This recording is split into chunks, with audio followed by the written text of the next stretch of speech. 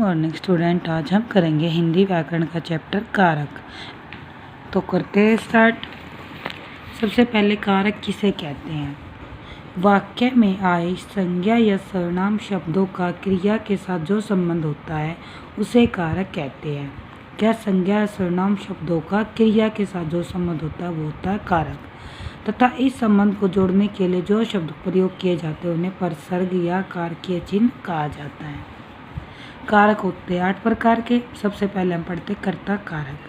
क्रिया के जिस रूप से उसके करने वाले का पता चलता है, क्या जो काम क्रिया को करता है उसके करने वाले का पता चलता है, उस वह होता है कर्ता कारक। इसका विभक्ति चिन्ह है ने।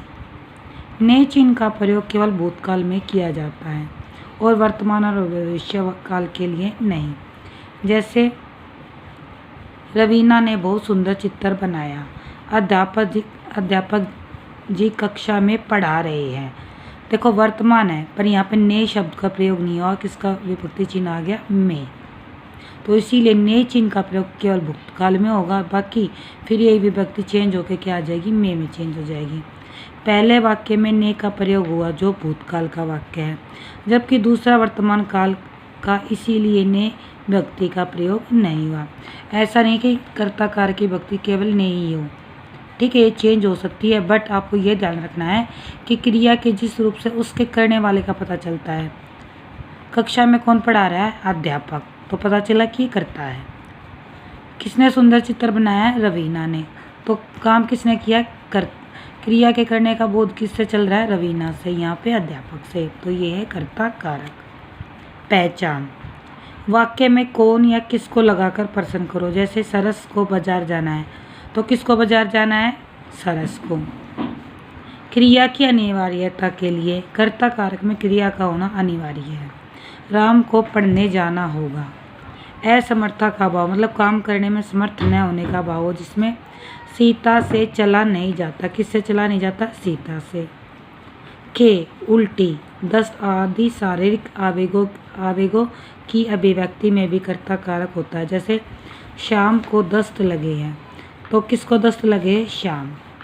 कुछ स्थानों पर को और द्वारा के साथ भी कर्ता कारक प्रयोग होता है। विराट के द्वारा बेहतरीन बल्लेबाजी की गई, तो किसके द्वारा की गई? विराट।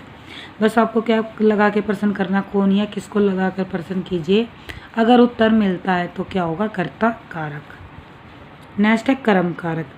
वाक्य में जिस शब्द पर क्रिया का फल या प्रभाव पड़ता है, पहले कर्ता पर पड़ता था, अब किस पे पड़ेगा? क्रिया पर, तो उसे कहते कर्म कारक। इसकी विभक्ति को होती है। क्या होती है? को। किंतु इसके बिना भी कर्म कारक होता है। इसका विभक्ति चिन्ह क्या क्या, पर को के बिना भी क्या बन सकती है? कर्म कारक बन सकती है। जैसे माँ ने कुछ फल खरीदे, तो यहाँ पे को विभक्ति नहीं है, फिर भी क्या है? कर्म कारक। वाक्य में को और, दोनों और, तीनों और, चार और आदि शब्द मिलते हैं। वाक्य में क्या या किसको लगाकर प्रश्न करो।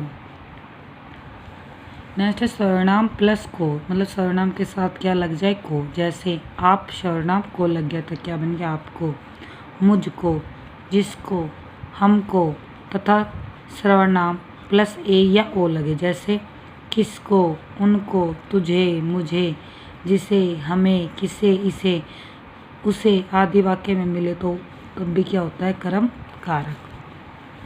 उदाहरण देखते हैं। लड़का पत्थर फेंकता है। लड़का क्या फेंकता है? पत्थर। मालिक ने नौकर को बुलाया। मालिक ने किसको बुलाया? नौकर को। माँ बच्चे को खाना खिलाती है। किसको खाना खिलाती है? बच्चे को। शेर जंगल की ओर भाग गया। विद्यालय के चारों वृक्ष लगे हैं, तो ये वर्ड थे की ओर, चारों ओर, तो ये किसकी पहचान है? ये कर्म कारक की पहचान है। नोट, एक ही वाक्य में जब दो कर्म आते हैं तो क्या से उत्तर मिला, तो वो उत्तर है मुख्य, तथा किसको से मिलेगा जो उत्तर, वो होगा गौण कर्म। जैसे मामा जी ने भी भोर को एक पुस्तक दी, तो पहला क्वेश्चन क्या लगाना? क्या। मामा जी ने क्या दिया? पुस्तक, तो ये हो जाएगा मुख्य कर्म। और किसको दी? विभोर को, तो ये हो जाएगा गौण कर्म। ये प्राणीवाचक होता है मुख्य कर्म, अप्राणीवाचक होता है। प्राणी मतलब इंसान के बारे में होता है, प्राणीवाचक किसी निर्जीव वस्तु के लिए होता है। नेक्स्ट है करण कारक। कर्ता जिस साधन के द्वारा क्रिया करता है उसे करण कारक है। जैसे मैं पेंसिल से समझा रही हूँ तो ये हो जाएगा करण कारक। इसके विभक्ति चिन्ह से तथा के द्वारा है। इसके विभक्ति चिन्ह क्या है? से और के द्वारा। इसकी पहचान क्या होगी? क्रिया में किससे किनसे लगाकर प्रश्न करो तो जो उत्तर मिलेगा वो हो जाएगा करण कारक। से, के द्वारा, के जरिए, हेतु, कारण, के साथ, प्रतीत आदि शब्दों का प्रयोग हो तब भी कौन सा कारक होता है? करण कारक। कुछ उदाहरण देखते हैं। चाचा ने कार्ड से बिल का भुगतान किया तो किससे किया? कार्ड से। कई लोग कैब द्वारा ऑफिस जाते, किसके द्वारा जाते? कैब द्वारा। सिपाही चोर को रस्सी से बांधता, किससे बांध रहा है? रस्सी से। लड़के ने हाथ से फूल तोड़ा, किससे तोड़ा है? हाथ से। मनुष्य कानों से सुनता है, किससे सुनता है? कानों से। यह जटाओं से तपस्वी प्रतीत हो रहा है, किससे हो रहा है? जटाओं से। वह पीलिया से ग्रस्त है, किससे ग्रस्त है? पीलिया से। वह प्लेग से मर गया, किससे मर गया? प्लेग से। जेलर कैदी से काम करवाता, जेलर किससे काम करवाता? कैदी से। तो ये सब है करण कारक। नोट: प्रतीत होना या कोई अंग विकार हो या प्रेरणार्थक क्रियाओं में भी करण कारक होता। प्रेरणार्थक मतलब किसी से काम करवाना। अध्यापक ने चपरासी के द्वारा संदेश भिजवाया, किसके द्वारा? चपरासी। तो के द्वारा क्या हो जाएगा? प्रेरणार्थक क्रियाओं को बताता है। नेक्स्ट है संप्रदान कारक। संप्रदान का अर्थ है देना। क्या होता है? देना। इसीलिए कर्ता जिसके द्वारा कुछ कार्य करता है या कुछ देता है तो उसमें होता है संप्रदान कारक। इसका विभक्ति चिन्ह है के लिए और को। पहचान: क्रिया में किससे किन के लिए लगाकर प्रश्न करने तथा देने के अर्थ में उपकार, उदारता आदि के साथ को आने पर संप्रदान कारक होता है। के लिए, हेतु, निर्मित, के वास्ते, अर्थ आदि शब्द आने पर भी क्या होता है? संप्रदान कारक। जिसके लिए क्रिया की जाए वहाँ भी संप्रदान कारक होता है। या सहयोग हेतु, जैसे आपका हृदय से धन्यवाद, तो भी क्या होता है? करण कारक। उदाहरण: हम सबको अच्छी सेहत के लिए जंक फूड नहीं खाना चाहिए, तो के लिए। दादाजी हमारे लिए लड्डू लेकर आए। माँ ने मदारी को 20 रुपये और बंदर व बंदरिया को 2-2 केले दिए। पापा बच्चों के लिए चॉकलेट लाए, उन्होंने भिखारी को 100 रुपये दिए। अमेरिका ने भारत को आर्थिक सहायता दी। छात्रों ने गुरु को प्रणाम किया। मोहन ने दिनेश को अपना बस्ता दिया। राजा सेवक को कंबल देता है। बेरोजगार नौकरी के वास्ते दूर दूर भटकते हैं। मरीज इलाज के लिए अमेरिका जा रहे हैं। 2 दिन की छुट्टी चाहने तो प्रार्थना पत्र लिख रहा हूँ। गरीबों के लिए निर्मित धन इकट्ठा करो। सब कहाँ क्या भाव आ रहा है? यहाँ पे के लिए का भाव आ रहा है। नेक्स्ट अपादान कारक, मतलब कि अलग होना मिले। शब्द के बाद से परसर आकर जब डर, दूरी, तुलना और अलग होने का भाव प्रकट हो तो होता है अपादान कारक। पहचान: किससे, कहाँ से आदि प्रश्न करने पर अपादान कारक का पता चलता है।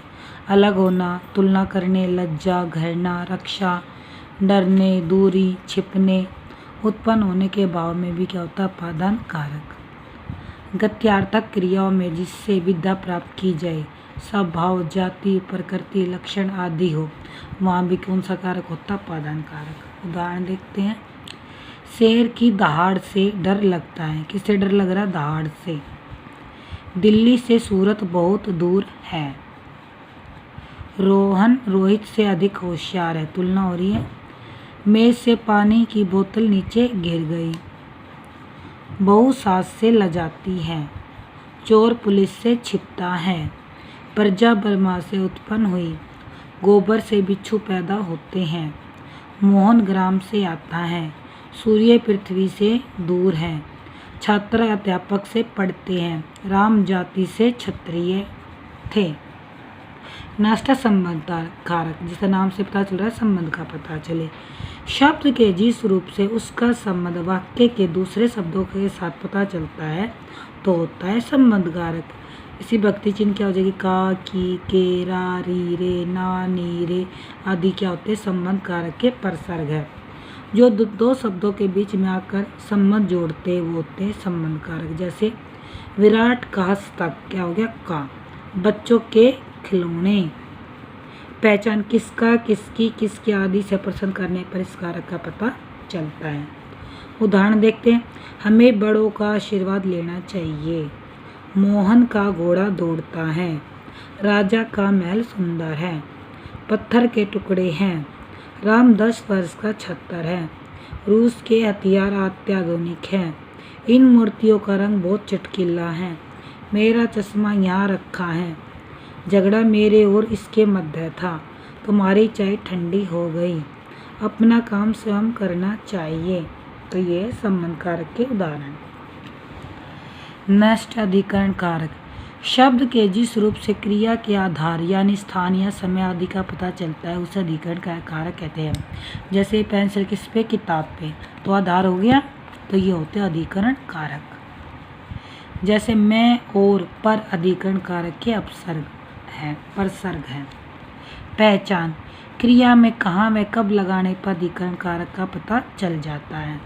स्थान का बोध हो, में, पर, पे, मध्य, भीतर, अंदर, ऊपर आदि शब्दों का प्रयोग होता है। जहाँ विभक्ति का लोप हो वहाँ भी अधिकरण कारक होता है। घृणा, दोस्ती, दुश्मनी, प्रेम में भी विभक्ति का प्रयोग होता है। समय के बोध में भी इस कारक का प्रयोग होता है। तो उदाहरण देखते हैं, आसमान में अनगिनत तारे। कहाँ हैं, आसमान में। छत पर बच्चे खेल रहे हैं। इस बार परीक्षाएं फरवरी में होंगी। अक्सर मानसूनी बारिश जून में होती है। घर में सांप है। सभी कमरे के भीतर बैठ जाओ। तुम्हारे घर सोने बरसेगा। क्या बरसेगा, सोना बरसेगा। आज तो हर जगह पुलिस खड़ी है। घर घर माटी के चूल्हे हैं। मैं सुबह व्यायाम करता हूँ। राम और शाम में मित्रता है। सीता 2 घंटे में काम निपटा देगी। नदी के बीच मत जाओ। तो हर एक पे क्या है, आधार का बोध है। लास्ट है संबोधन कारक। संबोधन का अर्थ पुकार होता है, इसलिए जिस शब्दों में किसी को पुकारने का भाव प्रकट हो उसे संबोधन कारक कहते हैं। इसमें संबोधन चिन्ह, पूर्ण विराम और नीचे बिंदी, विस्मादि बोधक का चिन्ह मिलता है। पहचान हे, अरे, ओ आदि शब्द मिलते हैं। हे प्रभु सबसे आसान कारक होता है, जहाँ पर कोई विस्मादि बोधक मिले वहाँ होता है संबोधन कारक। हे प्रभु सबका भला करे। ओ यहाँ इतनी देर से क्यों खड़ा है। तो ये सब क्या है, संबोधन कारक। अगर आपको वीडियो पसंद आई तो प्लीज़ लाइक करना ना भूलें। साथ ही बाकी की वीडियो के लिए आप गीता ठाकरन यूट्यूब चैनल को सब्सक्राइब करना ना भूलें। Thank you.